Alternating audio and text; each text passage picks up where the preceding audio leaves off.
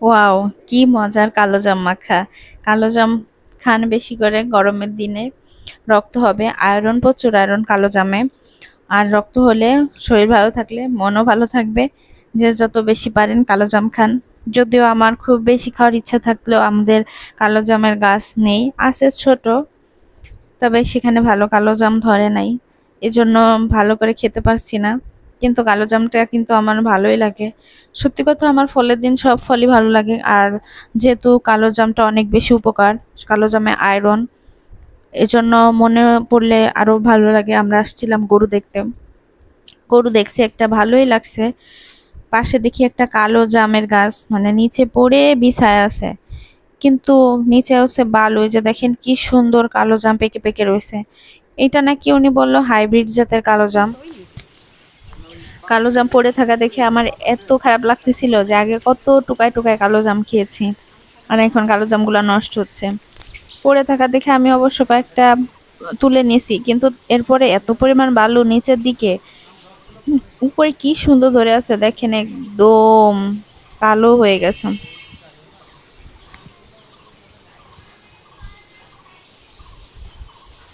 এত সুন্দর কালো জাম, কিন্তু অবশ্য নিচে পড়লে এগুলা বালু লেগে যাচ্ছে। যে দেখেন যে এগুলাই ধরতেছি সেগুলাই বালু। যেটা নিচে পড়তেছে সেটা কিন্তু একদম গাছ পাকা, কিন্তু নিচে পড়লেই ফেটে যাচ্ছে, আর ফাটার ভিতর দিয়ে যে বালু মেখে যাচ্ছে। একদম পাকা কিন্তু বালু লেগে যাচ্ছে, এটাই হচ্ছে সমস্যা। আমার এই খোটা দেখে ওই গাছ যাদের ওই কাকা, উনি কয়েকটা বলতেছে আচ্ছা আমি কয়েকটা পেড়ে দিই, যেহেতু আমি গাছে উঠতে পারবো না আমি লাঠি দিয়ে কয়েকটা পেড়ে দিই।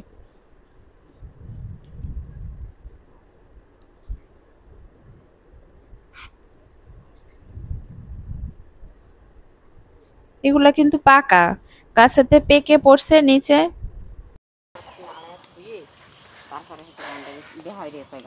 কটা জাম নিয়ে যায় এমন কটা জাম নিয়ে যাবো মা।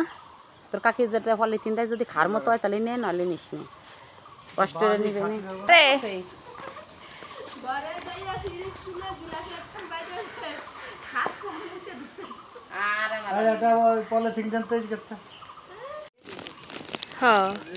আমার টুকানো দেখে ওই কাকার পরে একটা ডাল এনে দেখেন ঝাঁকি দিচ্ছে।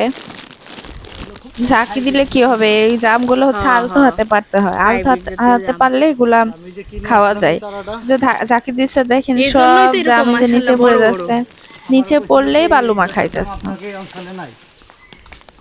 একদম গাছে পেকে গেছে তো এগুলা নিচে পড়লেই বালু লেগে যাচ্ছে।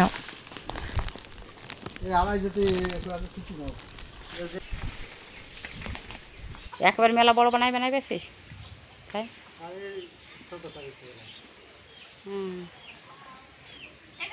যদি বালু বালু লাগে তাই করছি।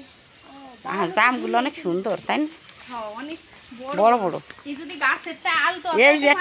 এই যে একটা পড়ছে কেবল না আলতো।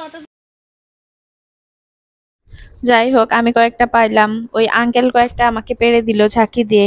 এগুলা নিয়ে আমি বাড়িতে চলে আসলাম। যেহেতু প্রচুর পরিমাণে বালু, ইচ্ছা মতো ধুইতে হবে। এই যে আমি আনার সাথে সাথে ভাবি ধোয়া শুরু করছে। বালু দেখা যাচ্ছে না, তবে এই যে বাটিতে ধুচ্ছে যে বাটির নিচে বালু চিকচিক করতেছে।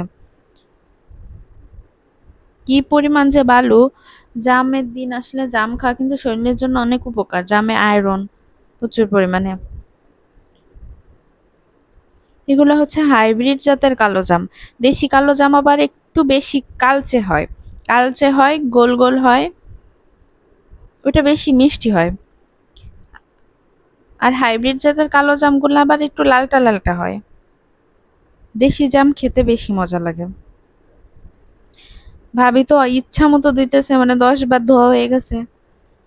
একটু বেশি করে ধুতে হবে, যেহেতু বালু দিয়ে বালু ছিল, জাম তো পরে আবার বালু চিকচিক করে।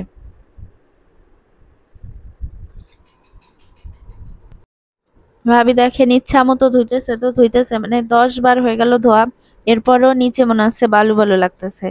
ছোটবেলা কি করতাম, একটা দুইটা মানে 10-12টা যাই কালো জাম পড়তো নিচে, এগুলো তুলে তুলে যেগুলো একটু ভালো আছে ভালো করে ধুয়ে বড় স্টিলের আছে আমাদের গ্লাস ছিল, ওই গ্লাসের মধ্যে মরিচ দিয়ে লবণ দিয়ে ইচ্ছা মতো জামাইতাম।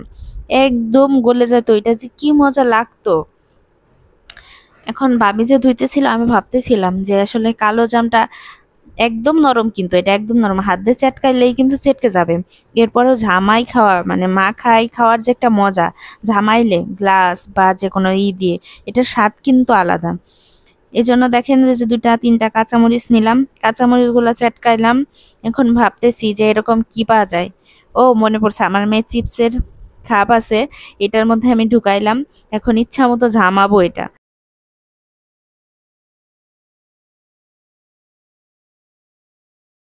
এটা ইচ্ছা মতো ঝামানোর পরে এই যে দেখেন একদম নরম হয়ে গেছে, মাখানোর মতো মনে হচ্ছে হাতে চটকানো হয়েছে।